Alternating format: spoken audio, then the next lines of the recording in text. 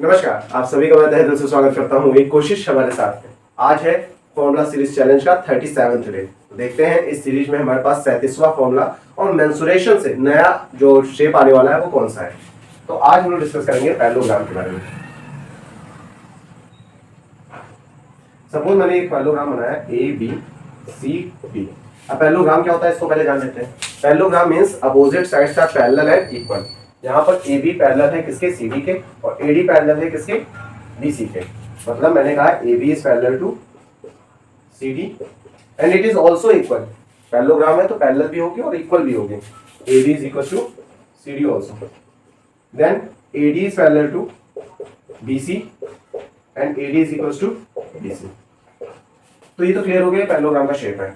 अब ऐसे केस में आपको अगर एरिया निकालना होगा तो आपको क्या करना होता है वो बताना है मुझे। बट उससे पहले मैं आपको एक चीज और बताना चाहता हूँ, पैरेलल लाइंस क्या होती हैं।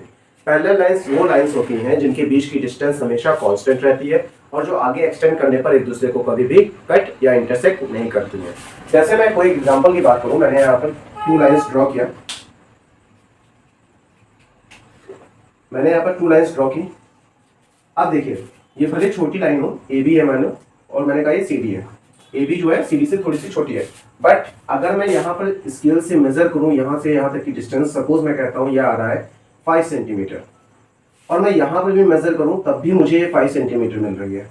मैं बीच में भी मेजर कर रहा हूँ तब भी मुझे ये 5 सेंटीमीटर मिल रही है। और अगर मैं इसको एक्सटेंड ऐसे कर दूँ with the help of ruler, तो ये आगे चलकर कहीं एक दूसरे को कट नहीं कर रही है। तो ये जो सिचुएशन है ये शो कर रही है कि ए बी जो पैरेलल है वो सी डी के। तो हमें पैरेलल लाइंस में हमें केवल 2 चीजें याद रखनी है कि जो डिस्टेंस होती है पैरेलल लाइंस के बीच की वो कांस्टेंट होती है और आगे एक्सटेंड करने पर एक दूसरे को इंटरसेक्ट नहीं करती है।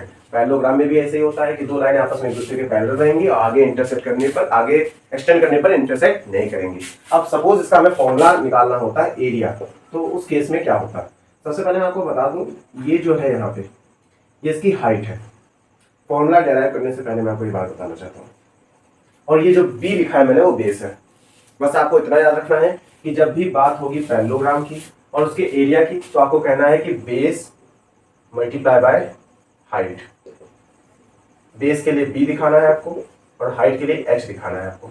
बी इंटू एच अगर आप कर देते हैं तो आपका एरिया निकल आएगा किसका, पैरेललोग्राम का। बट कंडीशन ये है कि एच का ध्यान रखिएगा, किस तरीके से एच को शो किया गया है उसी एच को लेंगे। आप ये एच नहीं कह सकते हैं, ये एच नहीं है। ऐसी बात करते हैं कि सपोज अगर मैंने कहा कि मेरे पास कोई क्वेश्चन दे रखा है, मैंने कहा कि कोई पैरेललोग्राम है जिसका बेस दे रखा है 12 सेंटीमीटर, हाइट दे रखी है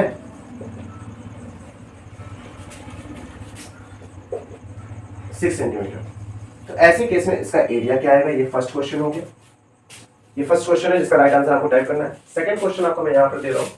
सेकंड क्वेश्चन है, अगर एरिया दे रखा है किसी पैरेललोग्राम का सपोज 80 सेंटीमीटर स्क्वायर, और मैंने कह दिया इसका जो बेस दे रखा है वो 16 दे रखा है सेंटीमीटर। ऐसे केस में इसकी हाइट क्या होगी आपको ये बताना है। जो भी राइट आंसर होगा कमेंट बॉक्स में जाइए टाइप करिए। मैं करता हूँ आपको जो छोटी सी फॉर्मूला सीरीज चैलेंज चल रही है वो अच्छी लग रही होगी और आपको कहीं ना कहीं मोटिवेट भी कर रही होगी, और छोटे छोटे फॉर्मूले लास्ट में जब इकट्ठा होकर आपके लिए बहुत बेनिफिशियल होंगे ना, तो आपको बहुत मजा आने वाली है। अब इस वीडियो को एंड करने का टाइम आ गया है, लेकिन एक चीज बोलना चाहूंगा वीडियो को एंड करने से पहले कि देखिए, एक वर्ड है औकात। ये हमें अपने आप बनानी होती है, ये हमें कभी गॉड गिफ्टेड नहीं मिलता है। तो सब लोग, अगर हम लोग अच्छी तैयारी करेंगे तो अपनी जो एक छोटा सा वर्ड है ना औकात, इसको हम लोग इंक्रीज कर सकते हैं। आशा करता हूँ आप लोग मेरी बात समझ रहे होंगे। इस वीडियो को एंड करने का टाइम आ गया है। जय हिंद, जय भारत।